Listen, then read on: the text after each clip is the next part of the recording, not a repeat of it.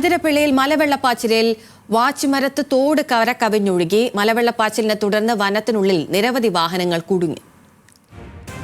സംസ്ഥാന വ്യാപകമായി മഴ ശക്തമാവുകയാണ്. തൃശൂരിലും ശക്തമായ മഴയാണ് ഇന്നലെ അനുഭവപ്പെട്ടത്.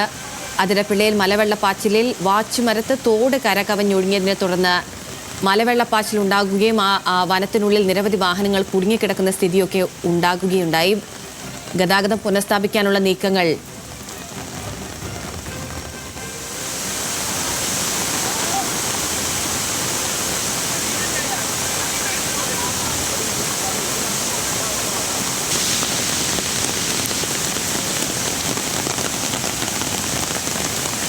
ലെവിൻ കെ വിജയനുണ്ട് വിവരങ്ങളുമായി. ലെവിൻ, സംസ്ഥാന വ്യാപകമായി തന്നെ മഴ കനക്കുകയാണ്. ഗതാഗതം അവിടെ പുനഃസ്ഥാപിക്കാൻ കഴിഞ്ഞിട്ടുണ്ടോ? എന്തൊക്കെയാണ് വിശദാംശം?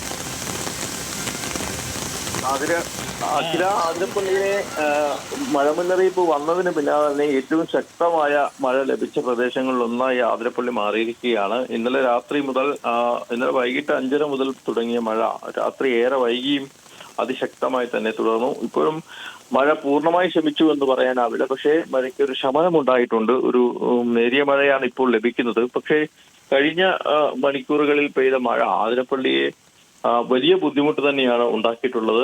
അതിരപ്പള്ളിയിൽ പല മേഖലകളിലായി നിരവധി വിനോദസഞ്ചാരികളടക്കം കുടുങ്ങിക്കിടക്കേണ്ട സാഹചര്യങ്ങളുണ്ടായി. മലവെള്ളപ്പാച്ചിൽ ഉണ്ടായിട്ടുണ്ട്. വാച്ചുമരത്തോട് കര കവിഞ്ഞൊഴുകുകയും നിരവധി വാഹനങ്ങളൊക്കെ വഴിയിൽ കുടുങ്ങിപ്പോവുകയും ഒക്കെ ചെയ്യുന്ന തരത്തിൽ അതിശക്തമായ മഴ ഏകദേശം ഒരു 4 മണിക്കൂർ സമയത്ത് 90 മില്ലിമീറ്റർ മഴ ലഭിച്ചുവെന്നാണ് നമുക്ക് ജില്ലാ ഭരണകൂടത്തിൽ നിന്നും മറ്റും ലഭിക്കുന്ന വിവരം. ഏതായാലും അതിശക്തമായ മഴയായിരുന്നു ഉണ്ടായിരുന്നത്.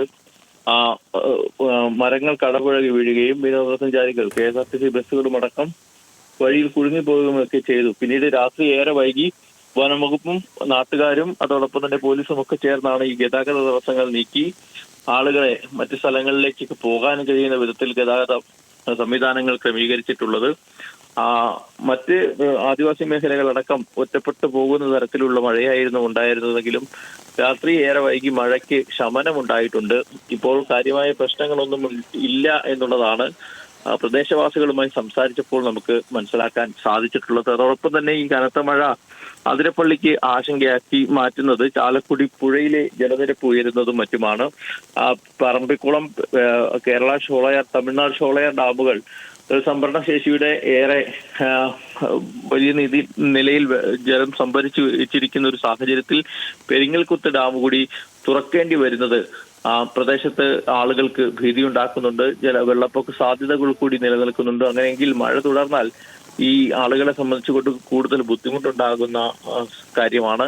ഏതായാലും നിലവിൽ ആശങ്കപ്പെടേണ്ട സാഹചര്യമില്ല. മഴയ്ക്ക് ശമനമുണ്ടായിട്ടുണ്ട്. നേരിയ തോതിൽ മഴ തുടരുന്നുണ്ടെങ്കിലും കാര്യമായ പ്രശ്നങ്ങളൊന്നുമില്ല എന്നുള്ളത് തന്നെയാണ് പ്രദേശവാസികളുമായി സംസാരിക്കുമ്പോൾ നമുക്ക് മനസ്സിലാകുന്നത്. വരും മണിക്കൂറുകളിൽ മഴ ശക്തി പ്രാപിച്ചാൽ പഴയ നിലയ്ക്ക് തന്നെ കാര്യങ്ങൾ മാറുമെന്ന് തന്നെയാണ് പ്രദേശവാസികൾ പറയുന്നതും. അഖില, അതിരപ്പിള്ളിയിൽ മലവെള്ളപ്പാച്ചിലിൽ വനത്തിനുള്ളിൽ നിരവധി വാഹനങ്ങൾ കുടുങ്ങിക്കിടക്കുകയാണ്. അത് പുനഃസ്ഥാപിക്കാനുള്ള നീക്കങ്ങൾ മുന്നോട്ട് പോവുകയാണ്. ലെവിൻ കെ വിജയനാണ് വിവരങ്ങൾ നൽകിയത്.